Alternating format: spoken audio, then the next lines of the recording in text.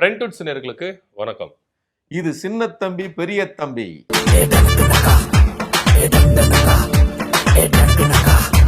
அப்புறம் என்ன வணக்கம், எப்படி இருக்கீங்க? சிறப்பா இருக்கேன் தம்பி, சொல்லுங்க. Today you eat breakfast no? தம்பி நேற்று ஊர்ல நல்லா தானே இருந்தீங்க, என்ன திடீர்னு இங்கிலீஷ்லாம் பேசுறீங்க? இப்போ வந்து நான் இங்கிலீஷ் கத்துக்கிட்டு இருக்கேன். எப்படின்னா திடீர்னு நம்ம வீட்டுக்கு யாருன்னா வந்து இன்ஸ்பெக்ஷன் வந்துருவாங்க. அப்போ வந்து இங்கிலீஷ்ல என்ன கேள்வி கேட்பாங்க. நான் வந்து அப்போ திணறி நிக்க கூடாதுல்ல. அப்புறம் என்ன அதை வர போட்டோ பிடிச்சி என்னப்பா நம்ம கேள்வி கேட்கறோம், இவன் திணறி நிக்கிறான் அப்படின்னு சொல்லிட்டு ஆபீஸ்ல யாருன்னா நம்மள வந்து கேள்வி கேட்பாங்க, ரீல்ஸ் போட்டுருவாங்க. எதுக்கு வம்பு? இப்பத்துல இருந்து டுடே ஸ்பீக் இங்கிலீஷ், யூனோ. நீங்க யாராவது வந்து உங்ககிட்ட இன்வெஸ்டிகேஷன் பண்ண வேண்டியது இல்ல. உங்களுக்கு ஒரு பெரிய தகுதி இருக்குங்க. என்னன்னு? தமிழ்நாட்டோட நிதியமைச்சர் ஆகிற அளவுக்கு உங்களுக்கு இங்கிலீஷ் தெரிஞ்சிருக்கு. அதனால இப்படியே கீப் அப் பண்ணுங்க. கூடிய விரைவில் நீங்க நிதியமைச்சர் ஆகலாம். எப்படி, சென்ட்ரலுக்கா இல்ல ஸ்டேட்டுக்கா? இப்போதைக்கு சென்ட்ரலுக்கு தான். அங்கேயுமே அந்த நிதியமைச்சர் அப்படித்தான். ஓ அப்படியா? அங்க இன்னும் கொஞ்சம் எக்ஸ்ட்ரா அண்டர்ஸ்டாண்ட். இதை முடிச்சிட்டீங்கன்னு வச்சுக்கோங்களேன், தமிழ்நாட்டு நிதியமைச்சர் ஆயிட்டீங்கன்னா அடுத்த ஸ்டெப் நீங்க இந்தியாவின் நிதியமைச்சர் ஆயிடலாம். அந்த அளவுக்கு உங்களுக்கு இங்கிலீஷ் நாலேஜ் இருக்கு. ஆமா, அப்ப இதே டெவலப் பண்ணிக்கலாம். ஆமா, தாராளமா. ரொம்ப நன்றியா இருக்கு. ஆனா இருந்தாலும் இதெல்லாம் வந்து சர்ச்சையாகுது. வெளியில வந்து எக்கச்சக்க பேர் ஏகடாவடமா பேசின்றாங்க. படா பெஜாரா போச்சு நம்மளுக்கு. அது என்ன பண்ணணும்னா, துப்புனா தொடச்சிக்குவோம் அப்படின்னு அங்கேயே ஒருத்தர் சொல்லியிருக்கிறாரு. அது அந்த ஃபார்முலாவை நீங்க அப்படியே எடுத்துக்கணும். ஆனா அது எல்லாரும் எவ்வளவு துப்புனாலும் அதை ஃபுல்லா தொடச்சிக்க வேண்டியதான். அண்ணே, ஒரு ஆளு துப்புனா பரவாயில்லண்ணே, வந்த வண்டியா வந்து துப்பின்னு இருக்காங்களே, இது எப்படி தொடச்சிக்க முடியும்? அது கூட முடியலையே. அது எப்படி அப்படிங்கிறத நீங்க நாஞ்சில் சம்பத்துட்டு தான் கேட்கணும். ஏன்னா அவர் தான் சொல்லியிருக்காரு. அவரு சொல்லிட்டு போயிட்டாரு. அவர் பாட்டு அவர் சொல்லிட்டு போயிட்டாரு. இங்க நம்மள வச்சு செஞ்சுன்னு இருக்காங்களே, வண்ட வண்டியா வந்து துப்பிட்டு இருக்காங்க. என்ன பண்றதுன்னு தெரியல. நீங்க துப்புறத பத்தி யோசிச்சுட்டு இருக்கிறீங்க. அதாவது நீங்க உங்களுக்கு அது பிரச்சனை.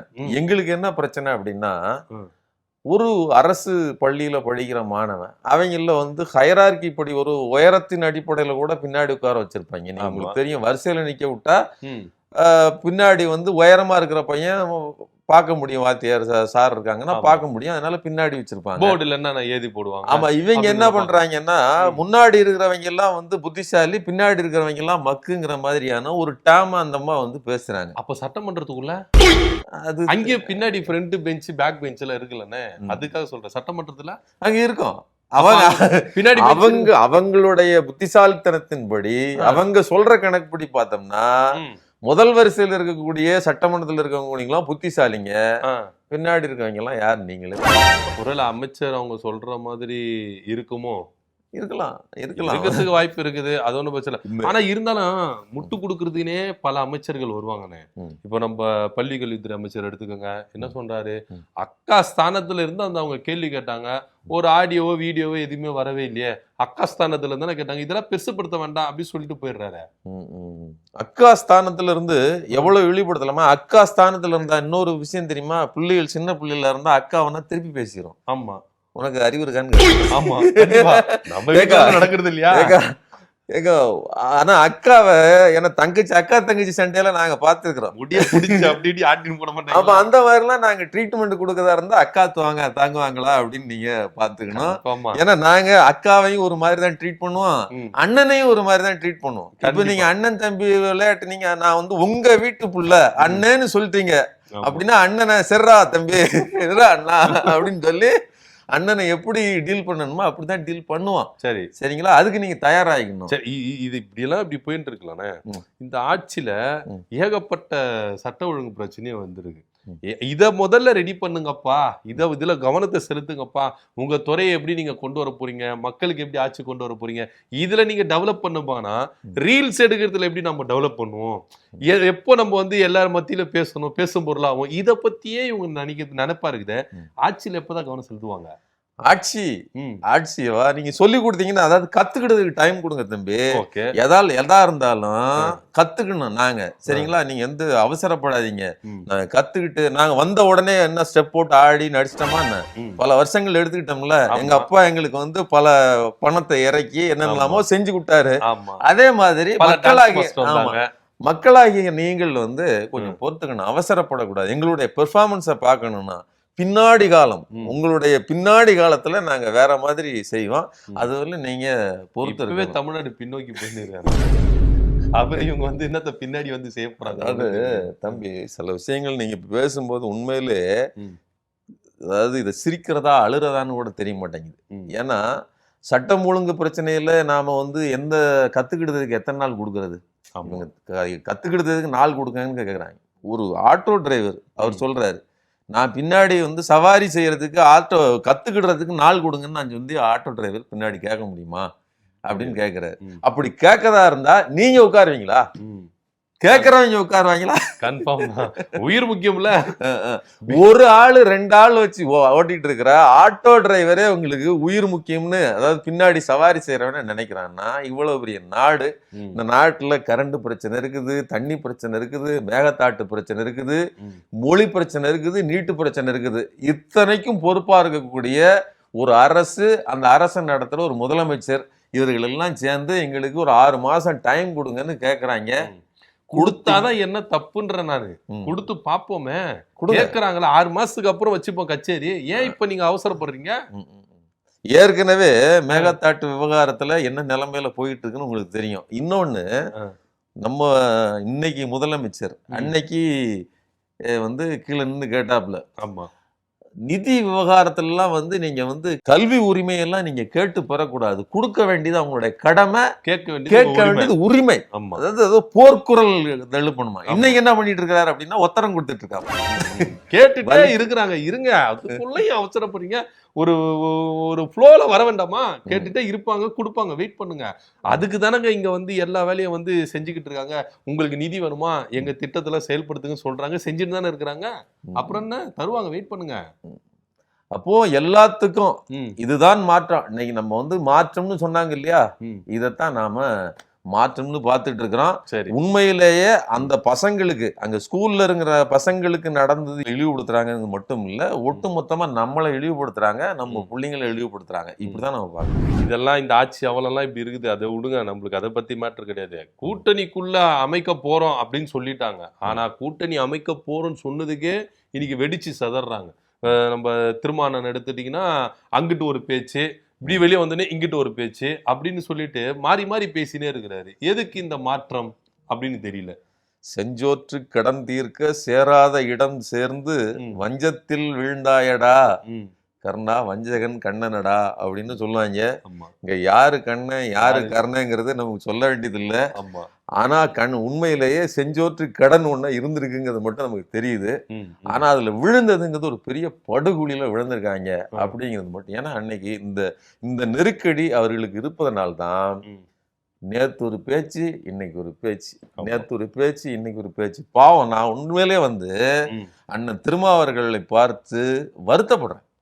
எங்க அண்ணன் இவ்வளவு கஷ்டப்பட்டா, ஒருத்தர் நீங்க ஒரு ஒர்க் லோடு காரணமாக மன உளைச்சலில் நம்ம அண்ணன் ஒருத்தர் வந்து தூங்க முடியாம ராத்திரி பகலா கஷ்டப்படுறான்னு வச்சுக்கோங்களேன், நம்ம வீட்டுல நம்ம எப்படி ஃபீல் பண்ணுவோம்?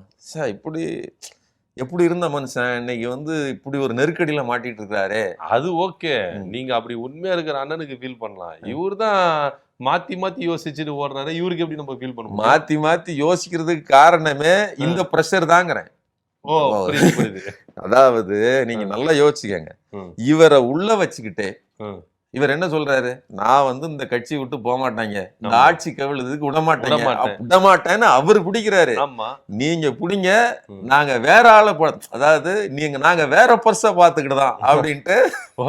இந்த பர்ஸ் எனக்கு வேண்டாம். ஆமா, அண்ணன் தாடிக்காரன்னு பெரிய பர்ஸ் வச்சிருக்கிறாரு அப்படின்ட்டு அதே கதை தான். அல்வாவாசு சாரத்துல கையை துடைக்கிற அதே சீனை நினைச்சு பாருங்க. அதே மாதிரிதான் இன்னைக்கு தாவேக்காவோட நிலைமை இருக்குது. அவங்க 12 எம்எல்ஏக்களை அதிமுகவில் இருந்து உருவுகிற பிளான் அதை வந்து பக்காவா நடத்திட்டு இருக்காங்க ஒரு பக்கம். இன்னொன்னு, பாஜகவுக்கிட்ட இவங்களுடைய கேஸ் எல்லாமே இருக்குது. அதனால பாஜகவை எதிர்த்து இவர்களால் ஒரு மூச்சு கூட விட முடியாது. அவங்க என்ன சொன்னாங்களோ, அவர்கள் காலால் இட்ட கட்டளை தலையால் செய்து முடிக்கிற நிலைமைக்கு இந்த தாவேக அரசு வந்திருக்குது.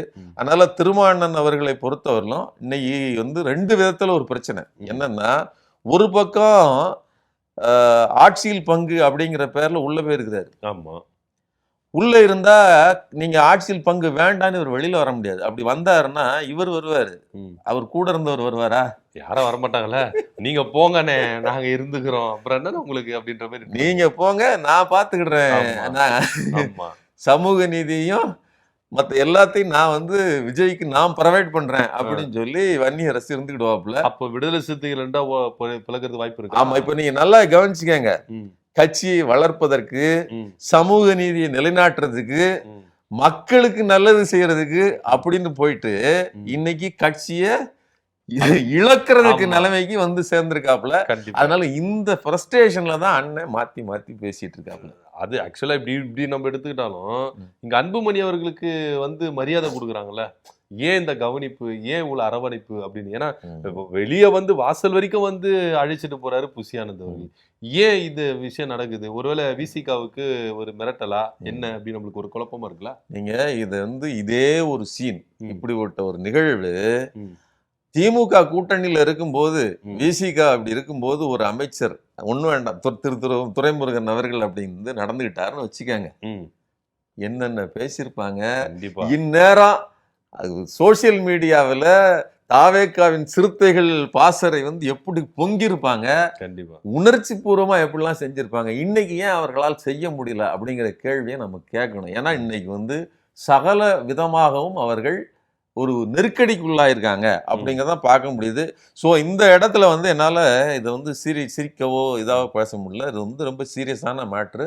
உண்மையிலே அண்ணனுக்கு வந்து நாம வருத்தப்படத்தான் வேண்டி இருக்கிறது. பெரியாரை பத்தி பேசுற திருமாவளவர்கள் சுயமரியாதை விட்டுட்டு தாவேகா கூட்டணியில் இருக்கணுமா அப்படின்ற கேள்வி இருக்குல்ல நம்மளுக்கு. அதுக்கு பதில் சொல்லுவார் அவரு.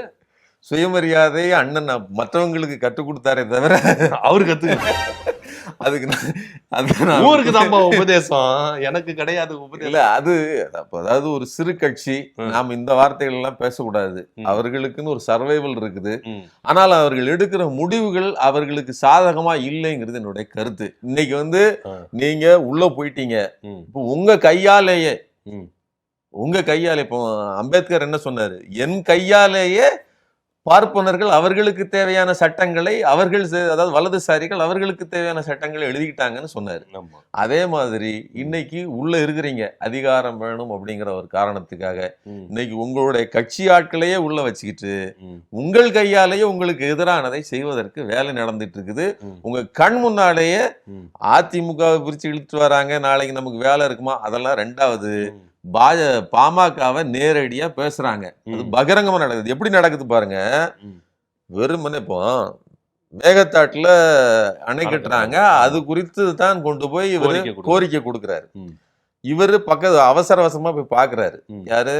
நீர்வளத்துறை அமைச்சர் நம்ம புசி ஆனந்த் பார்க்கும்போது பக்கத்துல ஆதவர்ஜுனா இருக்குது. ஆமா, அவரு பொதுப்பணித்துறை அமைச்சருங்க, அதனால லிங்க் இருக்கிறதுனால அவரு இருக்கிறாரு. சரி, அவரு உள்ளூருக்கு எல்லாம் தண்ணி கொடுக்கணும், அவர் பொதுப்பணித்துறை அமைச்சர். ரைட், கட்டுறா அவரு தானே கண்ட்ரோல்ல தானே வருது பொதுப்பணித்துறை. வியூக அமைப்பாளர்னு சொல்லக்கூடிய ஜான் ஆரோக்கியசாமிக்கு என்ன வேலை? ஒருவேளை முன்னாள் முதலாளி வந்திருப்பாரு, அவரை பாத்துக்கிறதுக்காக ஒரு போட்டோ எடுத்துக்கலாமே அப்படின்னு சொல்லிட்டு. இப்பதான் நீங்க நல்லா புரிஞ்சுக்கணும். மாற்றம் முன்னேற்றம் அன்புமணின்னு ஒரு டான்ஸ் ஆடி காட்டினாரு, நினைவு இருக்குதா? 2016ல அந்த டான்ஸ் ஆடுறதுக்கு கோரியோகிராஃபரே அண்ணன் ஜான் ஆரோக்கியசாமி தான். டைரக்ஷன், ஆக்ஷன், கட்டு எல்லாமே அவர்தான். இன்னும் சொல்ல போனா காஸ்டியூம் டிசைனரே இவர் தான். அன்னைக்கு ஒரு ஃபுல் ஹேண்ட் செட் போட்டு வந்து இப்படி கையை மைக் வச்சு ஒரு ஜப கூட்டம் நடத்தினார் இல்லையா? அந்த ஜப கூட்டத்தை நடத்துவதற்கு ஜான் ஆரோக்கியசாமி தான் டைரக்டர். அங்க கத்துக்கிட்டு தான் இந்த நடிகரை இயக்குவதற்கு இன்னைக்கு இவர் வந்து நிக்கிறாரு. அப்போ எங்கேயோ கனெக்ட் ஆகுதா? கண்டிப்பா தெளிவா வேலை செய்யுது. அதனால இந்த சமிக்கை அண்ணனுக்கு இருப்பதனால்தான் தெரியாதனமா நாம இங்க வந்துட்டோம். இப்படி தொட்டுட்டீங்களே, ஆள் காட்டி விடல காட்டுது பத்திலா, எதையாவது பண்ணிட்டு போவோம் அப்படின்னு சொல்லி லாட்ரி சொன்னது. இப்போ லாட்ரி வந்து ஆள்காட்டி வரல காட்டுறாரு. சரிங்களா? அதனால அண்ணன் பதறி போய் தான் மாத்தி மாத்தி பேசுறாரு. ஓ, இந்த இந்த இதனாலதான் மாற்றி மாற்றி பேசுறாரு. ஆனா இருந்தாலும் திருமாவளவன் அவர்கள் அந்த ஆட்சியில இருந்தாலும் நடக்கிற அவலங்களை கண்டுக்கவே மாட்டேங்கிறாரு, மாற்றங்களை கண்டுக்கவே மாட்டேங்கிறாரு. இது என்ன இது தெரியல. ஏன்னா ஆதி திராவிட நலத்துறை அப்படின்ற ஒரு விஷயத்த இன்னைக்கு சமூக நீதித்துறை அப்படின்னு மாத்திட்டாருல. இது ஏன் சர்ச்சையா பேசிட்டு இருக்காங்க? சமூக நீதித்துறைன்னு சொல்றதுல என்ன இருக்குது?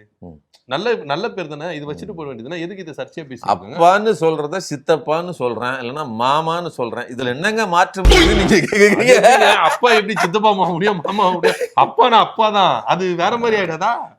ஒரு அர்த்தம் இருக்குல்ல, ஒரு வார்த்தைக்கு ஒரு அர்த்தம் இருக்குல்ல தம்பி. கண்டிப்பா இருக்கு. ஆதி திராவிடர் நலத்துறை, ஆதி திராவிடர்னு இதுவரைக்கும் பல காலமாக அழைக்கப்பட்ட, ஏன் அது ஒரு செட் ஆஃப் பீப்புளை குறிக்கிறது, அவர்களுடைய நலனுக்கானது. நல்லா புரிஞ்சுக்காங்க, ஆதி திராவிடர்களின் நலனுக்கானது அந்த துறையை தவிர சமூக நீதிக்கானது கிடையாது. சமூக நீதிக்கானது இருந்தா சுபவி கூட போன தடவை இருந்தாரு. அது ஒரு அமைப்பு, ஒரு சின்ன ஒரு இதை கொடுத்து, அது ஒரு அது அரசு துறை கிடையாது, பிரைவேட்டா அவங்க கொடுத்திருக்கிற ஒரு வாரியம் மாதிரி ஒரு தான் கொடுத்திருந்தாங்களே தவிர அது வந்து அரசு நலத்துறை கிடையாது. இப்ப இப்படி கொடுத்தீங்கன்னா அதுல வந்து எல்லா காஸ்டும் வரும், ஓபிசி வரும், எஸ்சி எஸ்டி வரும். ஏன் ஃபார்வர்டு கம்யூனிட்டியில கூட ரெண்டு சமூகங்களுக்கு இடையில இன்இக்வாலிட்டி இருந்ததுன்னா அங்கே அதை எதிர்த்து பேசுவதும் அதற்கு எதிராக போராடுவதும் கூட சமூக நீதி தான். எல்லா சமூகத்தினருக்கும் போராடி நம்ம வாய்ஸ் கொடுக்கறது சமூக நீதி. அதனால இப்போ ஒரு உயர் சாதியிலே வந்து பார்ப்பனர்கள் வந்து இன்னொரு ஜாதியை வந்து இழிவுபடுத்துறாங்க, இல்லைன்னா இவர்களை பார்ப்பனர்கள் ஏதோ ஒருத்தர் பாதிக்கப்படுறாங்களோ, பாதிக்கப்பட்டவர்களுக்கு நிக்கிறதுக்கு பேர் தான் சமூக நீதியை தவிர மற்றபடி இந்த சமூக நீதிக்கு ஸ்பெஷல் இது கிடையாது. இன்னொன்னு, அப்போ இப்படி வச்சிருக்கும் போது நீங்க எப்படி இந்த துறைக்கு இதை வைக்க முடியும்? இந்த கேள்வி ஒண்ணு. இன்னொன்னு, திராவிடம்ங்கிற வார்த்தையை எங்களுக்கு பார்த்தாலே ஆகாதுங்க. யாருக்கு? பாஜகவுக்கு தானே அது ஆகாது. அதுதான் அண்ணனே சொன்னாரு, திருமாவளவன் அண்ணன் என்ன சொன்னாரு, இது பாஜக குட்டி, RSS குட்டி. இது அப்ப குட்டி என்ன பண்ணுது? அதுக்கு பிடிக்கல. தாய் 10 அடி பாய்ந்தால் குட்டி 16 அடி பாயும்னு ஒரு பழமொழி இருக்குது. இன்னைக்கு குட்டி பாஞ்சிட்டு இருக்குது, சிறுத்தைகள் பார்த்துக்கிட்டு இருக்குது. இதுல விஷயம் என்னன்னா, திராவிடத்தை காணாமல் பண்ணாங்கிறது RSS ஓட அஜெண்டா. இதை யாரு சொல்றாங்க அப்படின்னா ரவிக்குமார் சொல்றாரு, நாடாளுமன்ற உறுப்பினர். ஆமா, அவர் சொல்றாரு இது பாஜக RSS-னுடைய வலதுசாரி கண்ணோட்டம் உடையவர்களுடைய ஒரு கோரிக்கை. ஏன்னா இதுல திராவிடம்ங்கிற வார்த்தை இருக்குது, திராவிடம் எங்கெல்லாம் இருக்குதோ அதை காலி பண்ணணும் அப்படிங்கிற அந்த உணர்வு நிலையோட வேலை செய்யறாங்க. இன்னொன்னு, இந்த வார்த்தையே வந்து இந்த அடையாளத்தை ஒழிக்கிறது, அதாவது இந்த ஆதி திராவிடர்களுக்கான அந்த வெல்ஃபரையே கேள்விக்குள்ளாக்குது. இல்ல, ஆக்சுவலா பேர் மட்டும் தான் நாங்க மாத்தி இருக்கோம், ஆனா உள்ள இருக்கிற ஸ்கீம்ஸ் எல்லாம் அப்படிதான் இருக்கும்னு சொல்றாங்க. நான் அதைத்தான் முதல்ல சொன்னேன், பேரு தான் மாத்தி இருக்கிறோம், அப்பாவை மாமான்னு கூப்பிடுவீங்களான்னு. அர்த்தம் இல்லாத பேரை வைக்க கூடாதுங்கிறத இவ்வளவு விளக்கம் சொல்லியிருக்கிறேன். சரி சரி, புரிஞ்சுதா புரியல உங்களுக்கு? எனக்கு புரிஞ்சுது. வெளியில இருக்கிற முட்டு கொடுப்பாங்களா ஒரு சிலர், அவங்களுக்கு எல்லாம் புரியாது அப்படின்னு சொன்னேன். அப்ப வந்து விடுதலை சிறுத்தைகளே இப்ப எதிர்க்க ஆரம்பிச்சுட்டாங்க. உள்ளுக்குள்ளேயே சித்தாந்த ரீதியாக விஜய் நீங்க ஒருபோதும் ஏத்துக்கிட முடியாதுங்க. ஏன்னா அது எல்லா காலத்திலயுமே RSS-இன் குட்டி, பாஜகவின் குட்டி. அது வேலையை காட்டும். இப்ப வேலையை காட்டிருச்சு. இப்ப இதுல ஒரு கேள்வி கேட்க வேண்டியது நம்ம ஒண்ணுதான். ரவிக்குமார் எதிர்க்கிறாரு, எல்லாம் ரைட்டு. விஜய ஒரு பக்கம் தன் பக்கத்துல அண்ணா, பெரியார், அம்பேத்கர், எம்ஜிஆர் எல்லாரையும் வச்சிருக்காரு. இது எல்லாமே விற்பனைக்கு. நீங்க இந்த ECRல போனீங்கன்னா வரிசையா எம்ஜிஆர் சிலை, கொள்கை தலைவர்கள், எல்லா தலைவர்களோட சிலையும் இருக்கும். அதே மாதிரி சிலை வியாபாரம் பண்ற மாதிரி இந்த மாதிரி வரிசையா வச்சிருக்காப்புல. இதுக்கு ஏதாவது அர்த்தம் தெரியுமா உங்களுக்கு? அப்படி தெரிஞ்சதுன்னா கண் முன்னாடி இப்படி வந்து திராவிடத்தை இல்லாம பண்றீங்களே, உங்க ஆட்சி இருக்கும் போதே பண்றீங்களே அப்படின்னு யாராவது கேட்கணும். அதுக்கு திராவிடம் பேசுறதுக்கு யாராவது இருந்தாங்கன்னா அவங்களுக்கு கேட்க சொல்லுங்க. அதுக்குதான் நம்ம ஆளு முதலே சொல்லிட்டாரு, நாங்க மத்திய அரசு கூட வந்து என்ன பண்ணுவோம், இணக்கமா போயிருவோம், சண்டை எதுக்கு, சமாதானமா போயிருவோம். இந்த 23ஆம் புலிகேஸ்ல வெள்ளக்கொடி காட்டிட்டு வருவார் வடிவேலு, அந்த மாதிரி படுத்தே விட்டார் ஐயா அப்படின்ற மாதிரி நாங்க வந்து என்ன பண்ணுவோம், சமாதானத்திலேயே போயிருவோம். வெள்ளைக்குடி வேந்தர், வெள்ளைக்குடி வேந்தர் அப்படின்னு வச்சு நம்ம என்ன பண்ணுவோம், பட்டத்தை கொடுத்துருவோம். மத்திய அரசு கூட எதுக்கு நம்மளுக்கு போராட்டம், நம்ம இஷ்டத்துக்கு நம்ம அவங்க சொல்றதை செஞ்சுட்டு போயிடுவோம், நம்மளுக்கு கிடைக்க வேண்டியதெல்லாம் கிடைச்சிடும் அப்படின்ற மாதிரி தான் அவர் போயிட்டு இருக்காரு. சரிண்ணே, இதெல்லாம் ஒரு பஸ்ஸுக்கு டைம் ஆகுது, வரீங்களா போவோம்? எங்க போறீங்க? கரூருக்கு தான். எதுக்கு தம்பி, பத்திரமா இருக்கீங்களா? நோ, அதுக்கு இல்லைண்ணா, கரூருக்கு போனா கவர்மெண்ட் வேலை கிடைக்குமா? என் பொண்டாட்டி வேலை கவர்மெண்ட் வேலை வேணும், கவர்மெண்ட் வேலைன்னு கேட்டுருந்தாப்புல. அதான் போறேன் கரூருக்கு, வரீங்களா? கவர்மெண்ட் வேலைன்ட்டு. என்ன சொல்றீங்க தம்பி, கவர்மெண்ட் வேலை கரூர்ல கிடைக்குதா? ஆமா. நீங்க என்ன நினைச்சிட்டீங்க, இப்போ விஜய் வர கூட்டத்துல போயிட்டு நீங்க வந்து அந்த கூட்டத்துல மாத்தி விபத்துல இறந்துட்டீங்கன்னு வச்சுங்களேன், உங்களுக்கு வீட்டுக்கு ஒரு கவர்மெண்ட் வேலை. அப்படின்னா உங்களுக்கு கவர்மெண்ட் வேலை கிடையாது, உங்க குடும்பத்துல யாருக்கு, உங்க ஒய்ஃபுக்கு தான் கிடைக்கும். அதுதான் சொல்றேன், நான் இல்லைன்னா மட்டும்தான் என் ஒய்ஃப் எடுத்துட்டு போட்ட கவர்மெண்ட் வேலை.